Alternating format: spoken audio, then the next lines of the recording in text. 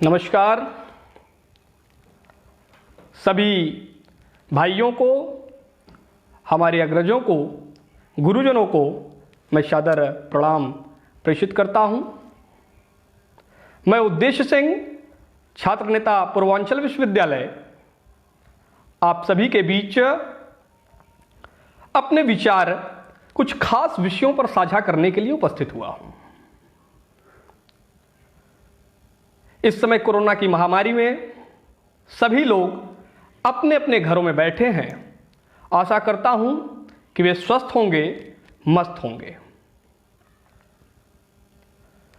जिस विषय पर मैं विचार साझा करने के लिए आपके बीच में उपस्थित हुआ हूं वह है विद्यार्थी जीवन में राजनीति का समावेश, the inclusion of politics in students life.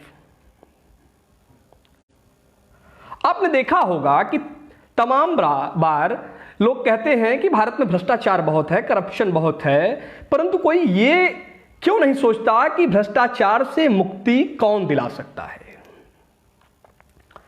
तो भारत को भ्रष्टाचार से मुक्ति दिला सकता है हमारे देश का युवा। युवा से तात्पर्य विद्यार्थी से है, परंतु आज राजनीति के ठेकेदारों ने अपने निजी स्वार्थ के लिए विद्यार्थियों को राजनीति के उस गंदे जाल में खींचने का काम आरंभ कर दिया है। विद्यार्थियों को भी भ्रष्टाचारी बनाने के तरीके ढूंढे जा रहे हैं, जिससे इन राजनीतिक ठेकेदारों की दुकानें चल सके। विद्यार्थी जीवन मानव जीवन का सर्वाधिक महत्वपूर्ण समय होता है। इस काल में विद्यार्थी जिन विषयों का अध्ययन करता है अथवा जिन नैतिक मूल्यों को वह आत्मसात करता है, वही जीवन मूल्य उसके भविष्य निर्माण का आधार बनते हैं। पुस्तकों के माध्यम से उसे ज्ञान की प्राप्ति होती है। विभिन्न प्रकार के आर्थिक, राजनैतिक व धार्मिक परिवेश उसके जीवन पर प्रत्यक्ष या परोक्ष रूप से प्रभाव डालते रहते हैं। विद्यार्थी जीवन में प्राप्त अनुभव व ज्ञान ही आगे चल करके विद्यार्थी के व्यक्तित्व के निर्माण हेतु प्रमुख कारक का रूप लेते हैं। मनुष्य एक सामाजिक प्राणी है। वह जहां निवास करता है उसके पास के होने वाली घटनाओं के प्रभाव में वह स्वयं को अलग नहीं रख सकता। उस राज्य की राजनीतिक, धार्मिक व आर्थिक परिस्थितियां उसके जीवन पर प्रभाव डालती हैं। सामान्य तौर पर लोगों की यह धारणा है कि विद्यार्थी जीवन में राजनीति का समावेश नहीं होना चाहिए। प्राचीन काल में यह विषय केवल राज दरबारों तक ही सीमित थी, परंतु अब ऐसा नहीं है। अब समय के साथ साथ राजनीति के स्वरूप में भी परिवर्तन आया है। अब किसी वर्ग विशेष तक राजनीति की शिक्षा सीमित नहीं रह गई है। अब कोई भी विद्यार्थी, चाहे वह किसी भी धर्म, किसी भी जाति, किसी भी संप्रदाय का क्यों न हो, वह इस विषय को प्रमुख विषय के रूप में ले सकता है, पढ़ सकता है।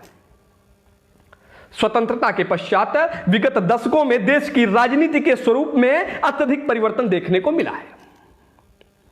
आज राजनीति स्वार्थी लोगों से भरी पड़ी है। ऐसे लोग अपने स्वार्थ को सर्वोपरि मानते हुए देश की सुरक्षा व सम्मान, जिनके लिए प्राथमिकता नहीं होती, विभिन्न अपराधों में लिप्त लोग भी देश के उच्च पदों पर आसीन हैं। यह हमारे देश का दुर्भाग्य है। भारतीय नागरिक होने के कारण हमारा यह दायित्व बनता है कि देश में बढ़ते अपराधीकरण, राजनीति में बढ़ते अपराधीकरण को हम रोकें। और यह तभी संभव होगा जब विद्यार्थियों को राजनीति के मूल सिद्धांतों की जानकारी होगी। तभी वे देश के नागरिक होने का कर्तव्य भली भांति निभा सकते हैं। राजनीति में अपराधी तत्वों को रोकने के लिए यह आवश्यक है कि उन्हें विद्यार्थी जीवन से ही राजनीति की शिक्षा प्रदान की जाए। हमारे शिक्षकों का भी यह दायित्व बनता है कि वह छात्रों को वास्तविक राजनीतिक परिस्थितियों से अवगत कराएं, ताकि वे बड़े होकर सही या गलत की पहचान कर सकें। सभी विद्यार्थियों का भी यह दायित्व बनता है कि वह राष्ट्रहित को सर्वोपरि रखें। आपने देखा होगा कि चुनाव आते ही तमाम युवा तमाम प्रकार के जातिवादी, क्षेत्रवादी, इन सब संगठनों में उलझ कर रह जाते हैं।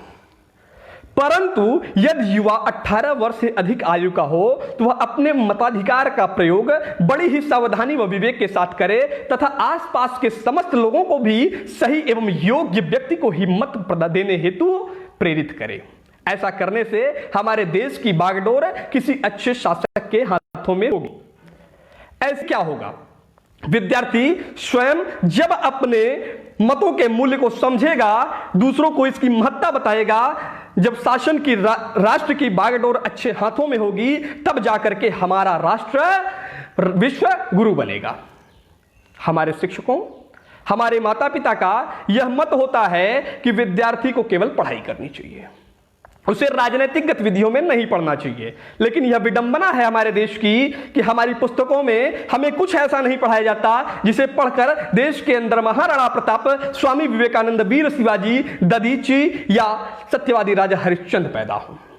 हमें पढ़ाया जाता है तो अकबर की गुलामी, औरंगजेब, बाबर की गुलामी। ठीक है, हमारे देश का विद्यार्थी उसे पढ़ लिख करके बहुत करेगा, चपरासी हो जाएगा, कोई अफसर बन जाएगा। लेकिन मेरे दोस्तों, जिस व्यक्ति के अंदर, जिस युवा के अंदर, जिस विद्यार्थी के अंदर अपने मातृभूमि से प्रेम नहीं होगा, जिसके अंदर राष्ट्र के प्रति भावना नहीं होगी, ऐसे लोगों की जरूरत इस देश को नहीं है। हमें हमारी पुस्तकों में वह पढ़ाना पड़ेगा जिससे हमारे देश का युवा चरित्रवान, नैतिकतावान बन सके। आज उदाहरण के स्वरूप आप देखें तो हमारा विद्यार्थी पथभ्रष्ट होता जा रहा है, अपने नैतिक मूल्यों से भटक रहा है, जिसका प्रत्यक्ष परिणाम देखा जा सकता है। हमें विद्यार्थियों को चरित्र की शिक्षा देनी पड़ेगी जिससे वे चरित्रवान व नैतिकतावान बन सकें। हाँ, मेरा भी मानना है कि विद्यार्थियों को शिक्षा प्राप्ति के दौरान ऐसी राजनीतिक गतिविधियों में भाग लेने से बचना चाहिए जिनसे उनकी सामूहिक शिक्षा बाधित हो। आज के चतुर राजनीतिज्ञ अपने स्वार्थ सिद्धि हेतु विद्यार्थी को मोहरा बनाते हैं, उन्हें तोड़फोड़ की राजनीति हेतु प्रेरित करते हैं और आज की राजनीति में आने के बाद विद्यार्थियों में भी आपराधिक प्रवृत्ति जागृत हो रही है। परिणाम स्वरूप विद्यार्थियों का अमूल्य समय नष्ट हो जाता है। महाविद्यालय एवं विश्वविद्यालय की छात्र राजनीति में प्रवेश लेने का अर्थ सिर्फ इतना है कि छात्र लोकतंत्र की मूल भावना को समझे तथा साथ साथ राजनीति के उच्च मानदंडों को आत्मसात कर आवश्यकता पड़े तो राजनीति में प्रवेश लेकर राष्ट्र निर्माण की ओर कदम बढ़ाए। छात्र हमारे समाज के युवा वर्गों का सही अर्थों में तभी प्रतिनिधित्व कर सकते हैं जब ये योग्यता संपन्न और चरित्रवान हो। भारत जैसे युवा देश में राजनीति का मतलब जोश, जज्बे और जन सरोकार से जुड़ाव वाली राजनीति से लगाया जाता रहा है। पिछले 3-4 दशकों में छात्र संघ चुनाव में सक्रिय हुए और राजनीति में उतरे सफल हुए राजनेताओं के अनेक उदाहरणों ने साबित किया है कि आम जनता के दुख दर्द को समझने की जितनी समझ कभी छात्र नेता रहे राजनेताओं में है, उतनी किसी अन्य में नहीं है। आज देश की युवा आबादी पर नजर दौड़ाएं तो जहां देश की औसत उम्र 18 वर्ष से 35 वर्ष के बीच में है और इस आयु वर्ग का वोट प्रतिशत 20% से अधिक है, तो यह लगता है कि यदि कोई भी छात्र नेता चुनावी मैदान में उतरता है तो उसकी जीत तय होगी। आगामी आम चुनावों के मद्देनजर भी लगता है कि यदि छात्र संघ में सक्रिय रहे युवा नेता सामने आएंगे तो उनकी खास अपील होगी। लेकिन इधर ऐसे युवा नेताओं की नाकामी के जो प्रमाण मिले हैं उसे छात्र राजनीति के बेदखल होने के संकेत मिल रहे हैं। आज का छात्र संघ अपने स्वार्थ के लिए दूसरे छात्र को धमकाने तथा उनकी हत्या करने का प्रयास कर रहा है। यह अत्यंत दुर्भाग्यपूर्ण है। छात्रों को अपने राष्ट्र के प्रति जिम्मेदार होना पड़ेगा, अपनी जिम्मेदारियों के प्रति जिम्मेदार होना पड़ेगा। उसे समझना पड़ेगा कि क्या उसके हित में है, क्या उसके समाज के हित में है, क्योंकि कहा गया है ना कि लड़ो पढ़ाई करने को, पढ़ो समाज बदलने को। हमारा मूल मंत्र है कि हमारी पढ़ाई अच्छी होनी चाहिए, हमें पढ़ने के लिए लड़ना चाहिए, परंतु पढ़ने के बाद हमारा जीवन हमारे राष्ट्र के प्रति समर्पित होना चाहिए। हमारा मत है कि विद्यार्थी आज का नहीं अपितु कल का नागरिक है, इस वजह से उसे कल की भी चिंता होनी चाहिए। युवाओं की बात होती है।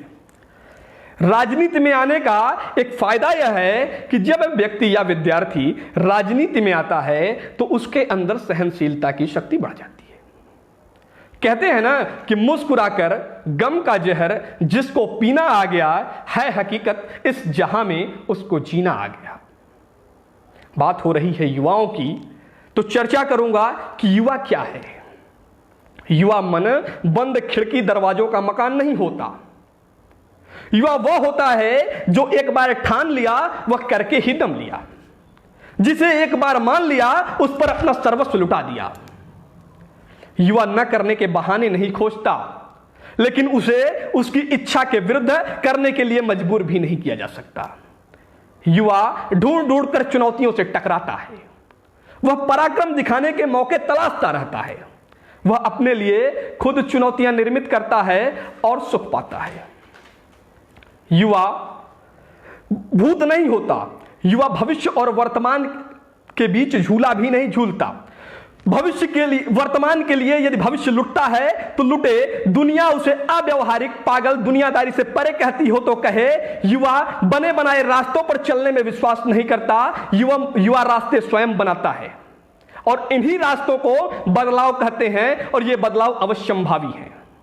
आप इन्हें स्वीकारें या ना स्वीकारें, ये होंगे ही, क्योंकि बिना बदलाव न तो प्रकृति चल सकती है और न समाज। कहा गया है ना कि उगता है सूरज तो आकाश बदल जाता है, मन में दृढ़ संकल्प रहे विश्वास बदल जाता है, और जब जब युवा जाग कर लेता है अगड़ाई, सच कहता हूं तब तब ये इतिहास बदल जाता है, सच कहता हूं तब तब ये इतिहास बदल जाता है। आपने देखा होगा कि जब आप महाविद्यालयों में, विश्वविद्यालयों में पढ़ते हैं या आप कोई अपनी मांग को लेकर के कहीं पे जाते हैं तो हमारे शिक्षक कहते हैं कि ये राजनीति है, ये सियासत है, ऐसा नहीं करना चाहिए। माफ कीजिएगा। परंतु अगर वे कहते हैं कि ये राजनीति है तो कहना चाहिए कि हां, मैं हूं राजनीतिज्ञ और मुझे अपने हक को मांगने की आजादी है और मुझे मांगना चाहिए अपनी बात को। आज युवा नेताओं के नाकामी के जो प्रमाण मिल रहे हैं उसका कारण है कि आज का युवा छात्र नेता किसी न किसी का पिछलग्गू बन करके बैठा हुआ है। वह किसी के पीछे चुनाव जीतते ही लग जाता है, चाहे वह नेता हो चाहे वह कोई भी हो, उसके पीछे, उसके गाड़ियों के पीछे पीछे घूमने शुरू कर देता है। इसके वजह से वह पराधीन रह करके अपना कुछ भी नहीं कर सकता और न ही जीवन में आगे बढ़ता है। वो पंक्तियां हैं कि पराधीन रहकर अपना सुख शोक न कुछ कह सकता है, यह अपमान जगत में केवल पशु ही सह सकता है। इसी के साथ मैं अपनी वाणी को विराम दूंगा। जय हिंद, जय भारत, वंदे मातरम। आगे फिर आपसे मुलाकात होगी नए विषय के साथ, नए विचारों के साथ। तब तक के लिए विदा लेता हूं। नमस्कार, वंदे मातरम, जय हिंद।